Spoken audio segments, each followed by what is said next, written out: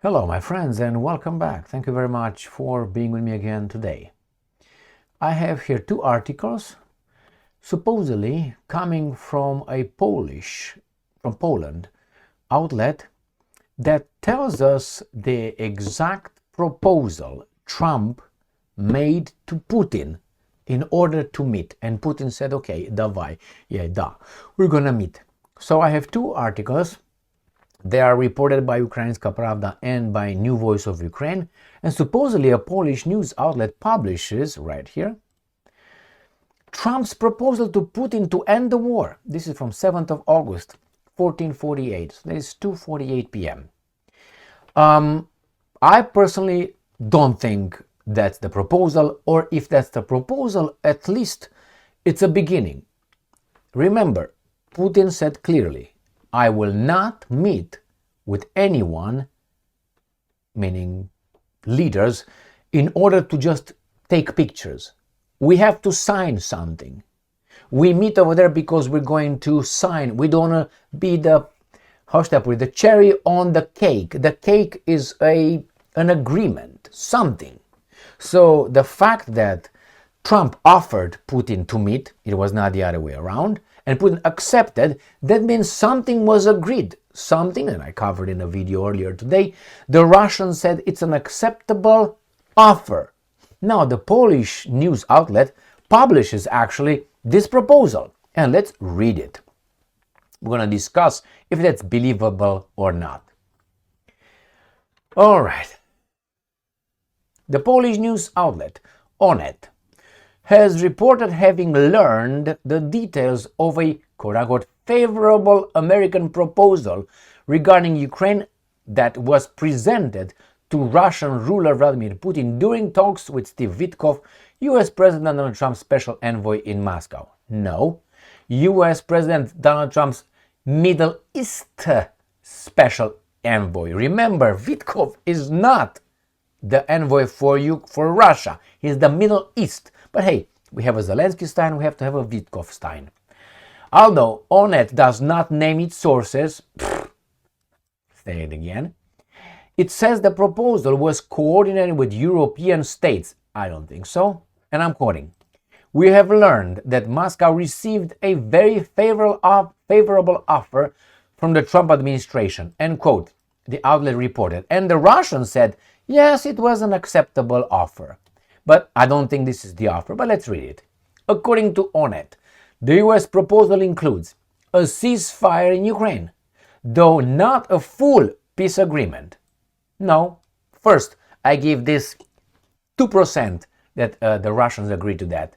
De facto recognition of the territories occupied by Russia through deferral of the issue for either 49 or 99 years. No, it's going to be not only a de facto, it's going to be a de jure as well. It's going to be a legal recognition, not de facto. De facto means nothing. Someone moves in your house and you can't get him out, it's a de facto living with you, but it's not de jure. I don't believe this. I believe this is a how do I call it, a temporary postponement of something else. I don't believe that. Gives time to one of the sides to beat the other one in the next 49 to 99, if it doesn't start early. The lifting of most of the sanctions imposed on Russia and, in the long term, a return to energy cooperation, namely imports of Russian gas and oil. By whom? By the European Union? I don't think so, because right now the Americans are making a kill importing or bringing liquefied natural gas to Europe by kicking Russian gas, cheap gas, out by telling the imbeciles in Europe, sanction yourselves. And they did. However, and it's not all, the proposal reportedly includes no guarantees against NATO expansion. Now, this is baboonish, stupid, unbelievably couldn't be true. One of Moscow's consistent demands, that was the main one, this is the main one. Nor did Russia receive any promises that military support for Ukraine would cease. However, according to Onet, this last point is said to be acceptable to the Russians. This is how much I believe in that proposal, that it's really, that's the proposal. And I'm going to tell you in about, my answer will be in 10 seconds, starting now. I don't believe shit in it. I don't think that's, this is a BS. All right, let's go to the other article from New Voice of Ukraine. U.S. offered Russia de facto recognition of occupied Ukrainian territories. They don't want a de facto. They don't care about your de facto. It's like, do you think the Russians, I don't know, feel a little bit of a pleasure if the Americans say, yeah, whatever, you can stay over there. We don't recognize that, but we can't kick you out yet. Do you think the Russians have any pleasure in that? They don't give a fuck. They don't give a shit about the other guys saying, oh, you can have it or not. It's not up to you. We got in because you didn't want to talk to us in 2021. It's your fault. It's because your expansion closer to us, it was not Russia going to the West, it was the West coming to the Russians. And now they got a bloody nose and they say like, oh my God, what should we do? Remember, the United States is in no position to offer anything to anybody that doesn't belong to the United States of America. Ukraine doesn't belong to the United States of America, does it? So what are you giving? De facto recognition? What are you talking about? And the other one with the NATO, that blows the cover. According to the report, the proposal's key terms including the following: a ceasefire in Ukraine. Russia says no. Why would they say now rather than a formal peace deal? So that's, I don't believe that a bit. De facto recognition, they don't care. For 49 years to 99 years. What do you think, it's Hong Kong or something? Lifting most sanctions imposed on Russia. Really? The big world out there. They don't really care about those sanctions. And in long term, like what?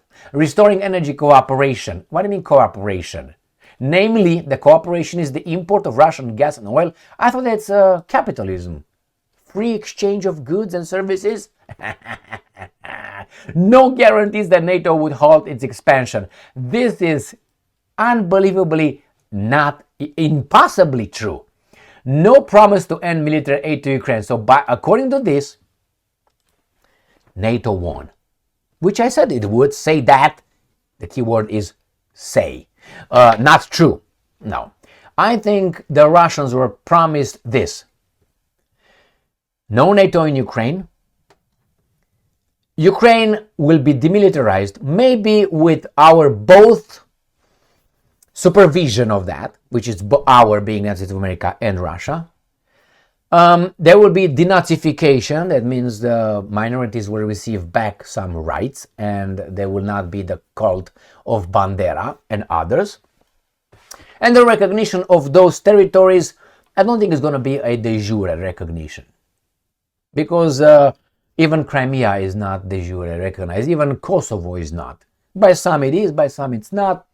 So I don't think that. But NATO, I guarantee you, when you hear that Russia agreed that NATO could come to Ukraine, if you hear that anywhere, that's a liar.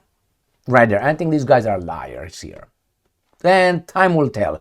The Russians, and I tell you this from the get-go, have no reason to accept any changes in their four demands, non-negotiable.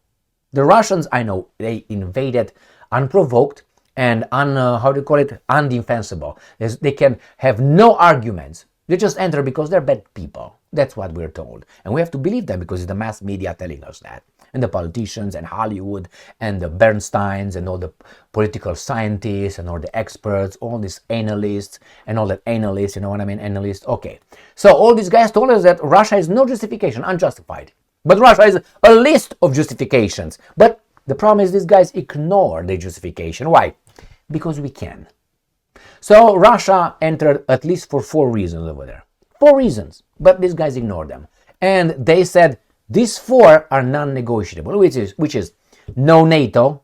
That's clear, no NATO. No more expansion. You're done. You done. Not you're. You done. You done, brother. Okay, so that's the first one. The second one, denazification. Well, let's go with demilitarization. And Ukraine will be neutral, which probably is going to be in Russian sphere of influence because it's next to Russia.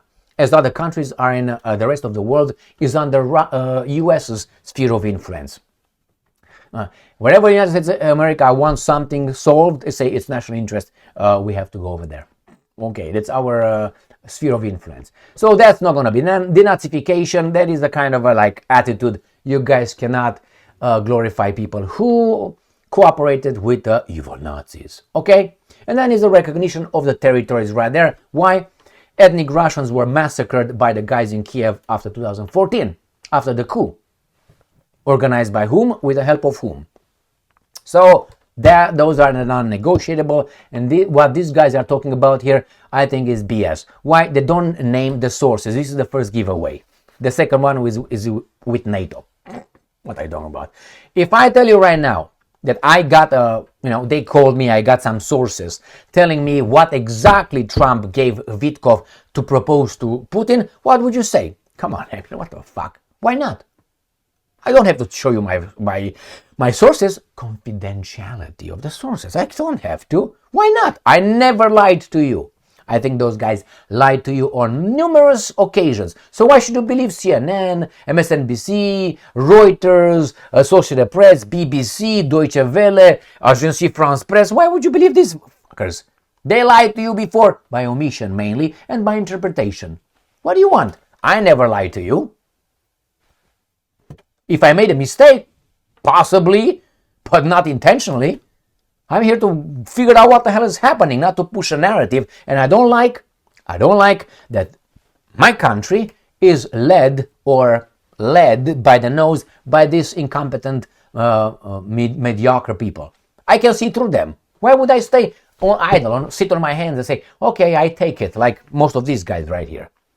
All right, after all, right, Putin calls me every night and say, what are you wearing, Emil? Those beautiful tongues, Vladimir. Thank you very much for being with me again today. Stay strong, stay smart, look for the truth, and be just.